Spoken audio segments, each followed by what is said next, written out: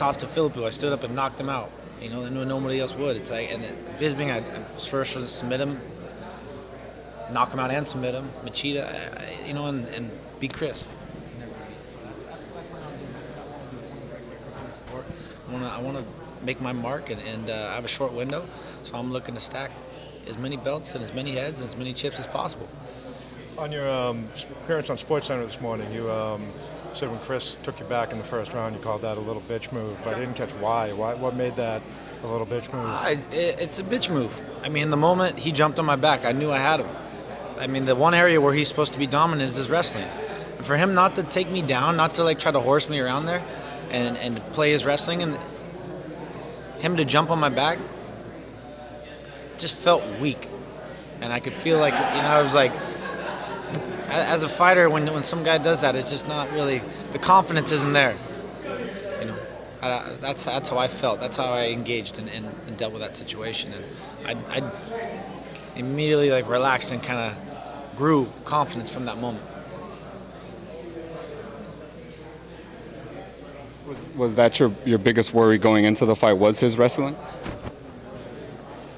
I guess. I mean, to see how strong he would be and what he'd be able to do. I really knew I would control every aspect of the fight. I didn't see him being able to do that. It's a matter of like how good he would be on top. I didn't think he would do anything, and then he didn't do anything, you know. But I thought he'd be able to be tougher off the start. I knew I would find the holes and find the openings and expose them. So when going through the situation that I went through to get to that fight, I was zapped. I really didn't have enough to have the output and the energy and the strength that I needed. And this time around, I think it's just going to be so one-sided. I'm going to go out there and I'm going to execute. I'm going to put him away real early. So this fight's going to be your first under California's new weight cutting rules. Have you familiarized yourself with them? I haven't familiarized too much. You know, I know you have like an 18-pound, something like that. Is that what I believe? 18-pound from, I put on 15 pounds. Okay. I don't put on any more than that. So you don't see any type of drastic change to your approach leading up to the fight? I don't do extreme weight cuts. I mean, for as a fighter, 15 pounds is not that much. I mean, you got 45-pounders cutting 20, 25 pounds. You know what I mean? I'm a bigger man cutting a lot less. People want to look at me like this big, huge guy, but I really don't walk around big. I'm 205 right now. Sure. 205 pounds. I've been this way for a few weeks now, so I never really range above 210. I'm on my game. Do you believe weight cutting is the most dangerous part of the sport? No. Far from. punch in the faces? I think training is the most dangerous part of the sport. I think it's about being conscious in the training room and not getting into brawls, not taking unwarranted punishment. That's where people hurt themselves for the long run, and not only just basic injuries but head injuries. It's like you can't go in there and just get in brawls with your teammates and be specific when you get into the heavier sparring. Be strategic with how you spar. Speaking of injuries, your camp, you guys, Kane's... People want to talk about our camp, you guys. We have the best camp in the world. We have all the top guys.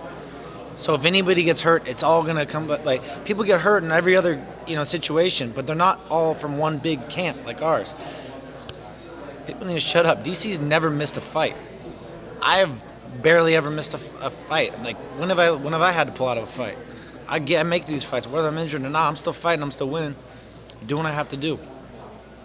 Kane gets some injuries, but it's people are fighting. I mean, it's just we just come from the top camp in the world with a lot of the top names, and so there's a lot of focus. Anytime someone gets hurt, it's just people want to point the finger. But the thing is, we're the best camp in the world, and we got the best guys, and there's a reason why that's happening.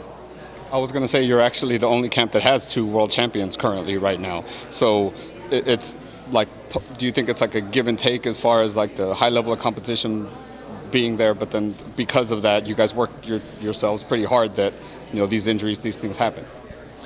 Yeah, injuries, things happen. We have a high level of competition at the gym, but we all are family, and we don't try to hurt each other. Things happen, from time to time, but I don't believe we have a big problem with injuries. I know myself, I know DC, and I know, a lot of guys. They just, you have a couple injuries that plague you. Khabib, sure he's had a couple, and Kane, but the rest of us have been fairly healthy. Have you spoken to Khabib since yesterday? Ferguson pulled out yesterday. I haven't, man. I just caught wind of that this morning. I've been on my own little PR tour, so that's unfortunate. I was really looking forward to that, and Khabib obviously earning his shot at top. Now it's back to where I think he's, the uncrowned champ. So I want that guy to have his day too. I love Khabib. He's a very, hardworking, dedicated individual, and he's had a rough run, and so we'll see. We'll see what they come up with, if he makes a fight or not. Do you think it's warranted that John Jones and OSP are fighting for an interim title, being the DC zone? No. It should have just been like a number one contender spot? Everyone knows John Jones. Why make it an interim title? There's no point. John Jones is John Jones. He's technically never lost the belt, so what's the point of making an interim title? What's your take on the interim title, just in any weight class? Are you a fan of it? Doesn't seem like you are. I think it's bullshit. I think interim titles are bullshit. You may have already answered this, but with DC's injury, how has that affected your training? Hasn't affected my training that much. We have a lot of guys in the gym, and I work with a lot of people. So DC will do his thing, and sounds like it'll be a short recovery, and it'll be fine, man. I got Kane's coming back healthy, and we got so many other guys in our gym that I work with. I don't need to. I don't need to work on my wrestling. Weidman's not gonna out wrestle me. We already saw that. In the first fight, you mentioned that Jacare was probably your toughest fight you've ever had. Is this still true? I think that given the time frame of where I was in my career and how good I was, I think I was a young kid and off a long layoff, and I don't think I was as refined as I am now.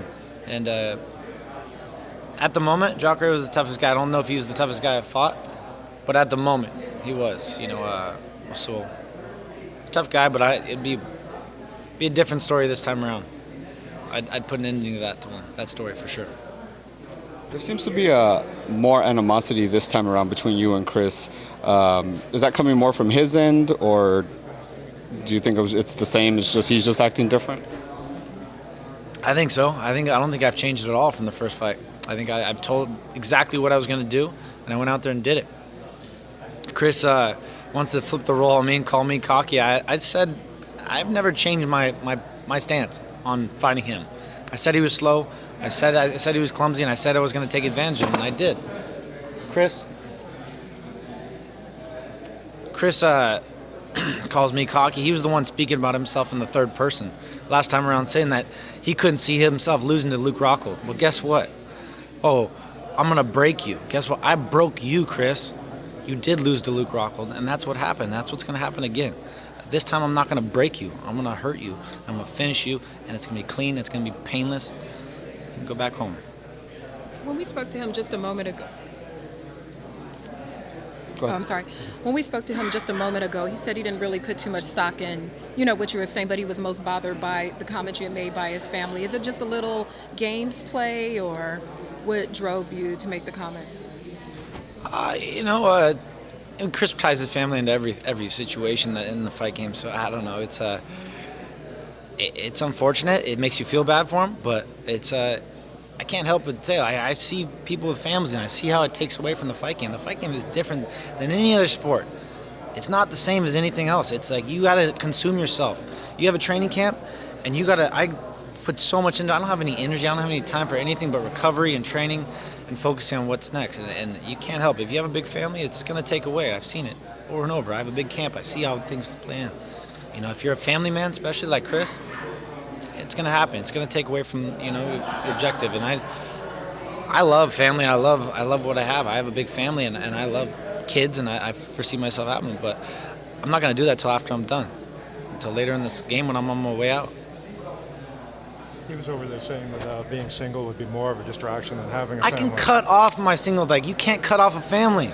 What's this point? And I partied. I go out and I have fun. I enjoy myself. I've done that my whole career. I've never changed. I never escalated that just because I've gotten more fame. No. I do it but I always have my cutoff, and I can do that. You can't cut off a family. So whatever. I mean, say what you want. I put more work and more focus, and I got put more in this game than anybody, and that's why I have my, that's why what comes out comes out.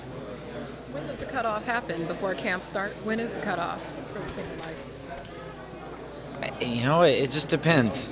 It depends. I definitely. The night before. I definitely, as things build up, I definitely cut it out. So I mean, I don't go out and party at least I don't go out and even drink. I started drinking red wine on the weekends. I have a couple glasses of red wine on the weekends, all through camp. But that's it. You know what I mean? And I don't drink any real alcohol, the other stuff, the bad stuff.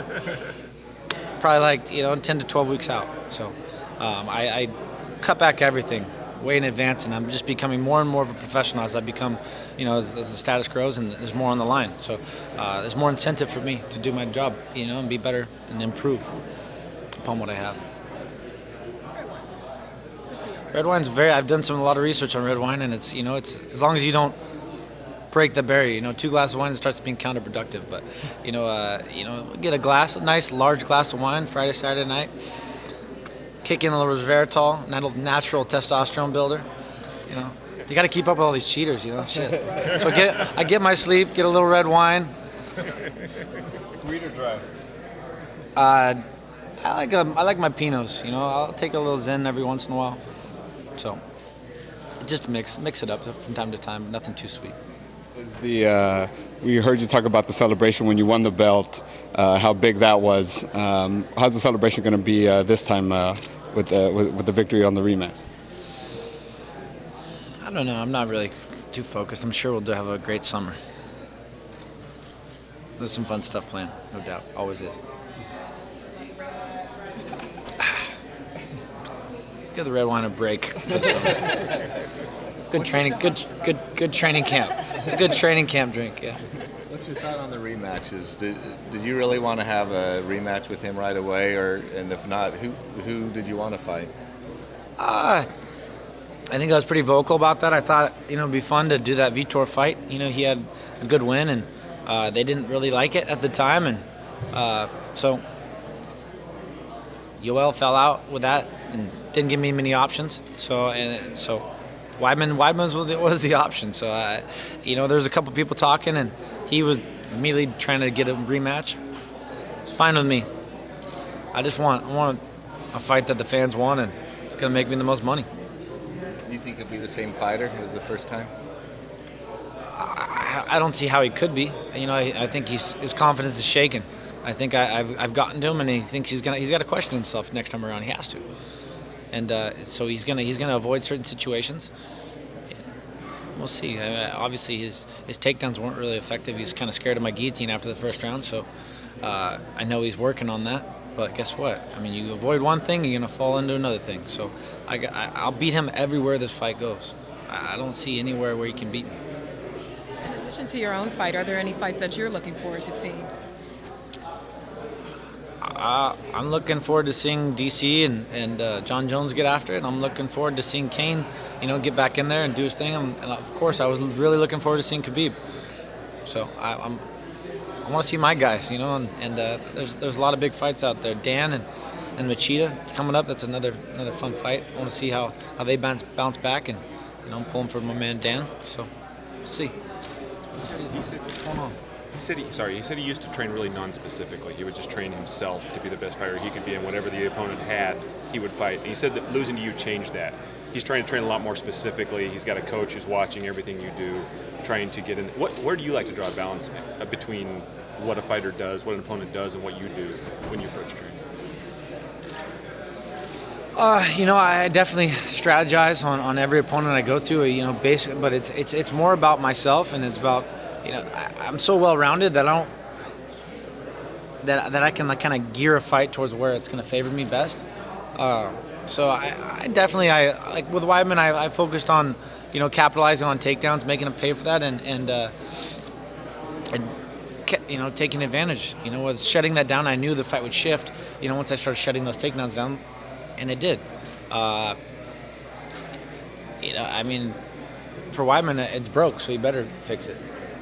I mean, if it's not broke, don't fix it. But in that same sense, like you have to, it's that same context, you have to improve. There's always room for improvement, and so I'm always trying to add a little piece, a little piece of the puzzle. So I'm dabbling with different guys and see if I like it, see if I don't. And I have a training room with some of the best guys in the world to try it, to see if it's working. And so I gear and I watch a lot of film. I try to always better myself. I focus on myself a lot, and I think I watch a lot of video on myself, training and fighting, and see things I like and I don't like, and what I want to improve. So the key is sort of to stay unsatisfied mentally, to always think there's something to improve, because that's you always have to have that beginner's mindset. Yeah. You always have to be able to believe that you can learn something from everybody. When you stop believing that, you're not going to grow from that.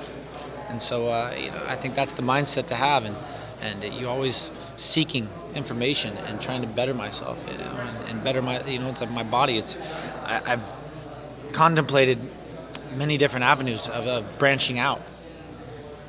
So you never know, footwork wise and body mechanics and all kinds of stuff. You might see me in ballet, do gymnastics. As the body gets older, you got to keep everything going. Yeah, definitely put the tutu on. But I've thought about the stars like Paige? not so much. Dancing stars. Yeah, that's a bit More functional stuff. You know what I mean? But just thoughts. I'm not scared to dabble in any different market that's going to help benefit me. Be more sports specific and if I can see some benefit to it going into the sport. What impact does having a fight here in LA change it as opposed to Vegas, or who's saying he'd love to do one in New York? LA's awesome. LA's Hollywood. It's where all the stars are at, and so you're always going to get them to come out. I think it's going to create a lot of energy and a lot of hype to the fight, and it's California. This is me. This is my home. This is it. So I'm excited. This is a hop, skip, and a jump for me, and so I'm pumped to come back here and do this. When you actually go in there, does it make any difference geographically where you are, if you're in your hometown or your home state? Not so much. It doesn't. I just block it out. I let go of where we're at. I kind of have tunnel vision when it's fight time, and I just focus and I walk out. Whether they're booing or they're cheering, nothing's going to change my attitude in my fight. What is the biggest distraction going into a fight, or what do you try and avoid? Injuries. Staph infections. Your preparation for the Weidman fight was well documented. When you got in there and you got to spend some time in the cage with him, what was different about him as opposed to what you were expecting? He was weaker than I expected. I don't know. I think he was what I do so much homework and I focus so much, and I've been watching him and studying him for so long that I kind of knew exactly what I was getting into. And just like everybody else, I fight. Very few people have been able to surprise me and be something different than I didn't think they were.